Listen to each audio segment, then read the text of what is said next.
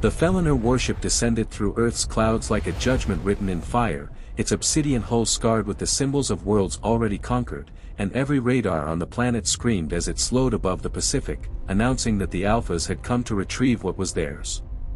6 months earlier, a Feliner colony vessel had suffered a navigation failure and shattered against the ocean, killing every soul aboard except one golden-furred cub found clinging to wreckage days later, barely alive, her emerald eyes wide with terror.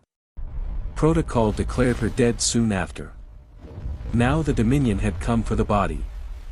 History said that when the Feliner claimed their fallen cubs, the world that failed them burned. Dr. Ilara Miles stood inside the International Rescue Coordination Center's medical bay, one hand resting on the transparent biopod holding the small Feliner child known as Lyra. Tubes and soft lights surrounded the cub, machines breathing for her, circulating blood through organs that had nearly given up. Ilara had spent half a year refusing to let death finish its work, studying alien physiology, rewriting medical doctrine, and daring to hope where logic said none remained. "They're demanding surrender within the hour," Director Hayes said over the intercom, his voice tight. "We give them the body, or they take it." "She isn't a body," Ilara replied quietly. "She's alive."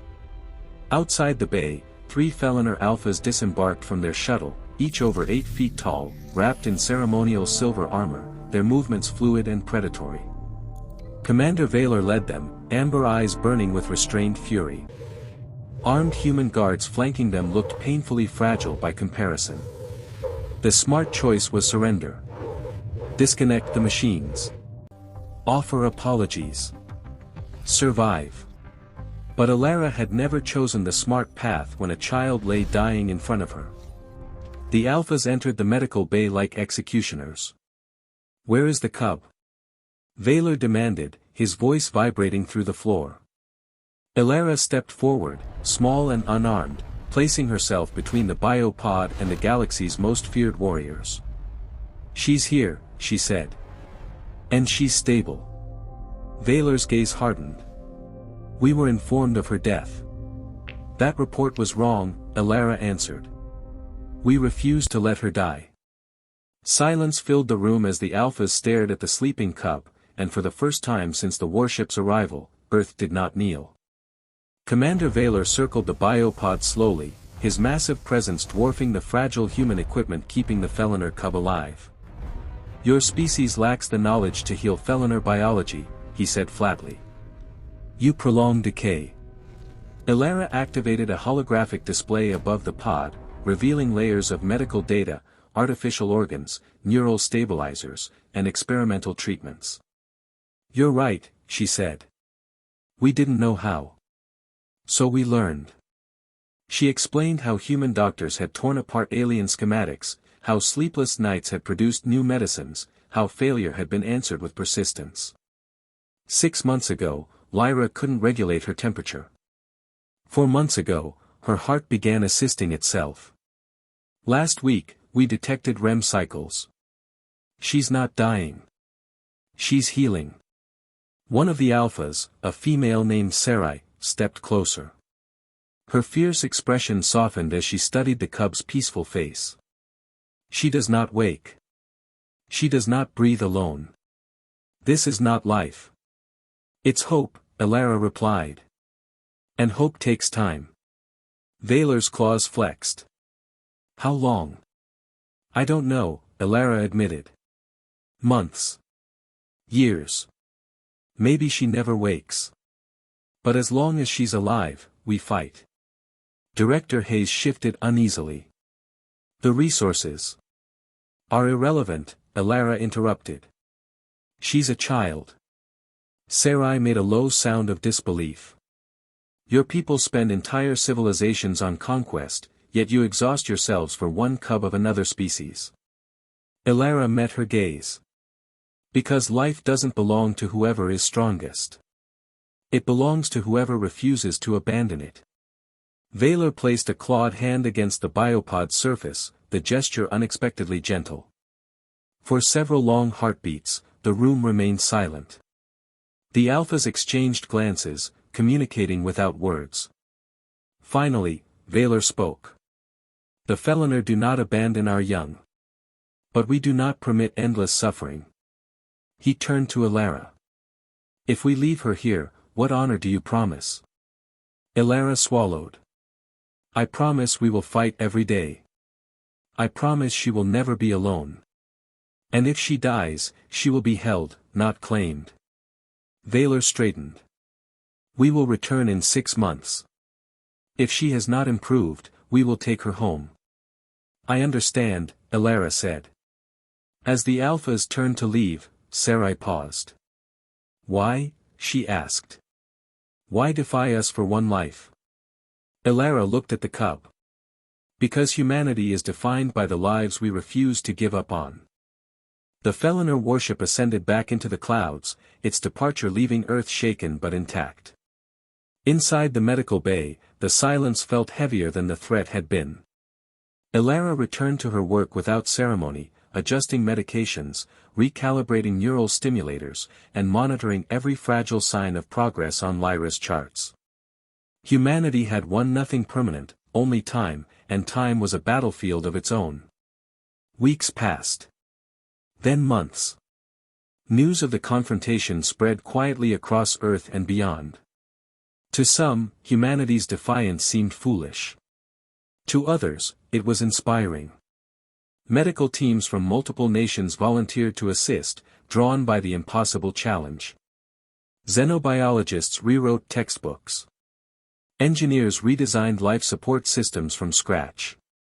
Lyra became a shared responsibility, a single fragile thread tying an entire species together.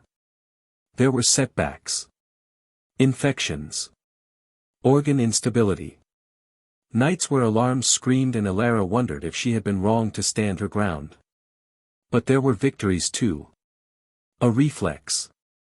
A stabilized heartbeat. A neural spike that appeared without artificial prompting. Each success was small, but together they formed a pattern that refused to be ignored. Director Hayes visited often, watching the cub with quiet awe. They expected a corpse, he said once. You gave them a lesson. No, Elara replied. We gave her a chance. As the 6th month approached, tension returned like a storm on the horizon. Preparations were made. Data compiled. Every measurable improvement documented.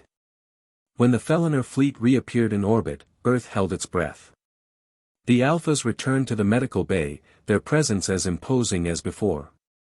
Vaylor approached the biopod, studying the readings displayed beside it. Sarai leaned closer, her eyes narrowing in focus. She has changed, Sarai said quietly. Elara nodded. She's stronger. Vaylor observed in silence, then placed his hand against the glass once more. The Dominion acknowledges your effort, he said. You have honored our cub. Relief washed through the room, but Elara remained still. We're not done, she said. Neither is she. The Alphas departed again, not as executioners, but as witnesses. Humanity returned to its work, knowing the war against death was not over, but also knowing they were no longer fighting alone. Long after the Feliner departed, Elara remained by Lyra's side, watching the steady rise and fall of the cub's chest. Humanity had not conquered the Alphas. It had not threatened them or outmatched their strength. It had simply refused to surrender a child. In doing so, it had revealed something the galaxy rarely understood. One quiet night, as rain tapped against the facility's windows, a monitor chimed softly. Elara leaned forward, heart pounding. A neural signal appeared where none had been before, faint but unmistakable. Another followed. Then another. Lyra's brain, silent for so long, was speaking again. Elara laughed and cried at the same time, calling in the team, documenting every change, guarding the moment like a sacred thing. It was not a miracle. It was work. Endless, stubborn, human work. Across the stars, reports filtered into Feliner space. Not of conquest or defiance, but of care. Of a species that invested its greatest efforts not in dominance, but in protection. The story unsettled empires. When Sarai later spoke of Earth, she described not warriors or weapons, but a doctor standing unarmed before alphas and saying no.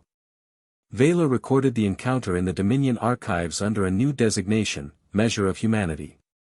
Lyra did not wake that day, nor the next. But she lived. And she was no longer alone.